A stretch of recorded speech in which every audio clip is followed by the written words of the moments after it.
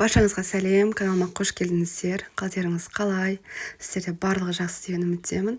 Маған жазып жатырсыздар комментарийлерде: Салтанат, жоғалып кеттің, видео салмай кеттің. Шынымен де 4-5 айға жуық уақыт видео жүктемедім. Оның бір өзіндік себептері болды. Оны кейін мүмкін дайын болғанда айтып сіздермен бөлісе жатармын. Жалпы алғанда біз аманбыз, саумыз. Осы қыркүйек айында менің анам Түркияға келіп кетті. Сол кезде осындай видеолар түсірген болатынмын. Біріктіріп сіздерге бір танымдық видео болсын деп осылайша біріктірдім. Reels үшін түсіргендігім үшін көбісіне жаңағы горизонталды бағытта түсірмеппін кейбір видеолар, сол үшін де айып етпеңіздер. Біз бір апта уақытқа Түркияның Алания қаласына демалысқа келдік. Өткен жыл дәл бір жыл бұрын осы түрік отбасымен келген болатынбыз. Ата-енем, Эргюн, Бату бесеуміз осы жолы. Анам Қазақстаннан келген үшін оны жанымызға алдық. Көрсін әдемі жерді деп осындай осы жерде бір үй жалдадық. Квартира мінекей енді ғана келіп түскен уақытымыз. Кішігірім рум-тур. Бұл видеоны соңғы күн түсірдім. Кішкене шашылып жатыр бөлмелер, дегенмен де көрсетейін. Осындай кіреберіс. Мына жерде міне қол жуатын бөлме, дәретхана, мына жерде міне кухня-студия. Осындай үлкен үйдің іші кең деп айтсақ болады. Осындай үйді жалға алдық, бір аптаға жалдадық. Түрік лирасы, шамамен 15 000 түрік лирасы шықты бағасы. Бұл шамамен теңге шаққанда 200 000 теңгенің көлемі 7 күнге.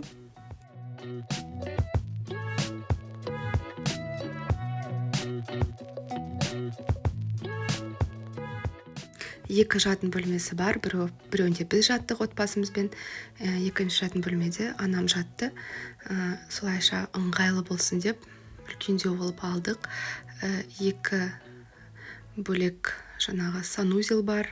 Мына жақта бұл бөлменің жанында да бөлек ванна, туалет. Мінекей бұл жерде анам жатты. Кішкене шашылып, айтқандай соңғы күн түсіргендіктен дәл бірінші күндегідей жинақы тұрған жоқ видеода. Мінекей келген бойда біз кешке жақын келдік. Бірден кешкі ас дайындай қойдым тезірек. Негізінен біз осылай квартира жалданған соң тамақты негізінен үйден пісірдім. Кешкісін шығып бірден Аланияның осы теңіздің жағасына келдік. Алания лиман деп аталады Google картада. Бұл жердің атауы. Осы жерге келдік. Бұл жерде әртүрлі туристік жаңағы тур жасайтын кемелер тұр. Теңіз жағасында әртүрлі концептте көріп отырсаңыздар, өте әдемі. Бұл жерде кездейсоқ Батудың мұғалімін көріп қалдық. Кейін түсіндіре жатармын қандай мұғалім екендігін.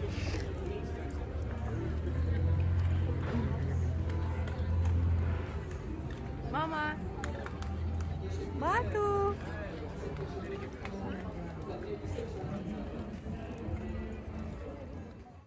Келесі күн таңертең ертемен тұрып осыны таңғы ас дайындадым.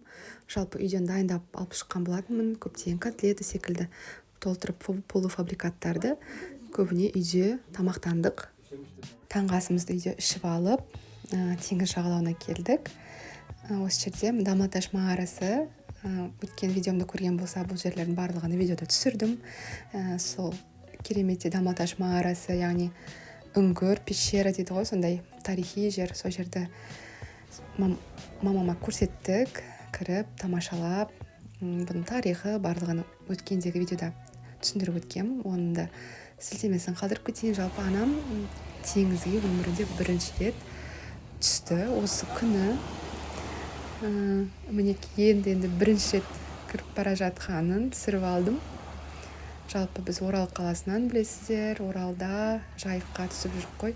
Бірақ теңізге анам бірінші түсіп, жүзіп, рахаттанды деп ойлаймын. Өткен теңіздің суы бөлек, мінекей мөлдір, таза, әрине тұзды болғаннан кейін мұрнына қайта-қайта аузына кірген кезде ашты екен деп сондай реакциясын білдірді. Жалпы бізде білесіздер, биыл Қазақстанда су көтерілді, өте көп мөлшерде. Біздің жайық та өте жақсы көтерілді. Сол үшін биыл жалпы Қазақстанға барғанның өзінде жайыққа түсе алған жоқпыз. өйткені Ресейден келген су, тасып келген су лас болар, әртүрлі жерден өтіп келген су деп түскен жоқпыз. Мамамда түспеген болатын, бірақ осы теңізге кіріп биыл рахаттанып алдық. Түскі уақытта үйге келіп түскі асымызды ішіп алып, Бату ұйықтап қалғаннан кейін мінекей балконда отырып тәтті шырынымызбен жеміс-жидегімізді жеп кішкене уақыт өткіздік. Видеосында түсірейін дедім көріністің. Одан кейін кешкісін шығып тағы да теңізге келдік. Кешкі уақыттың көрінісі, мінекей тау бар, теңіз бар, демалыс орындарының жанында мінекей спорттық алаң. Бұл да күннің батысы, өте әдемі, сондай керемет көрініс. Толқындар да бар әрине, бірақ ондай қатты болған жоқ. Бірінші күндері жақсы болды. Суға рахаттанып түсіп, күні бойы суға теңізге түстік десем болады.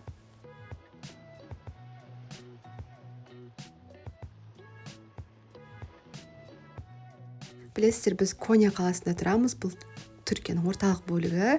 Бізде пальмалар жоқ, пальма ағаштары негізі Анталия жақта, осы Аланияда көп.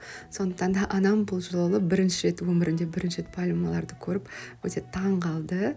Мен де бірінші рет көрген кезімде өте ерекше бір сезім болды. Өйткені суретте көріп жүрген пальмаларды шынайы өмірде көру басқа бір сезім. Келесі күні біздер таң атпай ерте тұрып, тағы да қыдыруға шықтық. Бұл жолы біз жаңағы Алания калесіне шықтық. Бұл туралы да жалпы видеоның тарихи барлық мағлұматтар бұл бұрынғы видеомда барлығы бар. Бұл жолы жалпылама бір видео түсірдім.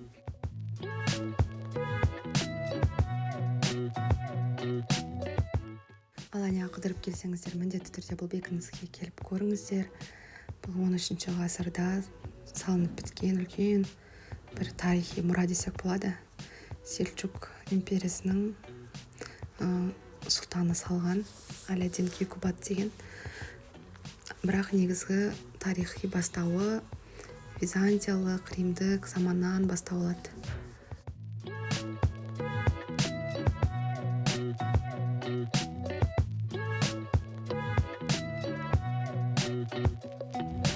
Алания бекінісін көріп қайтқан соң төменгі жаққа түсіп, жағажайға келдік, қайтып суға кірдік. Бар уақытымызды осы теңіз жағасында өткізуге тырыстық.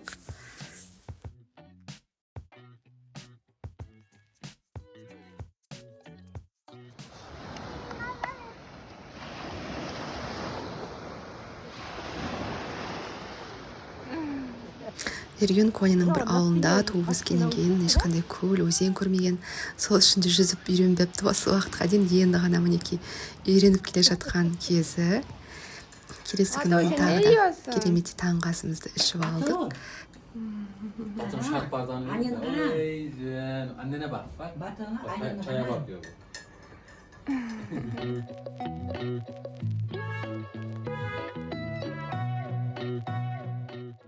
Ара-тұра Батудың да көңілін аулап, осылай паркке келіп, жан-жақты көрсетіп, қыдырттық.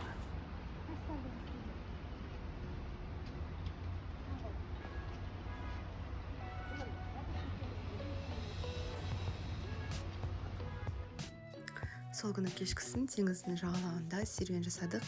Ең ұзын Аланияның Клеопатра пляжының жүретін алаңы да, яғни серуен алаңы да өте ұзын. Сол жерде әдемілеп кешкі көріністі тамашаладық. Толғанай, жағаға ұрып жатқан толқындар.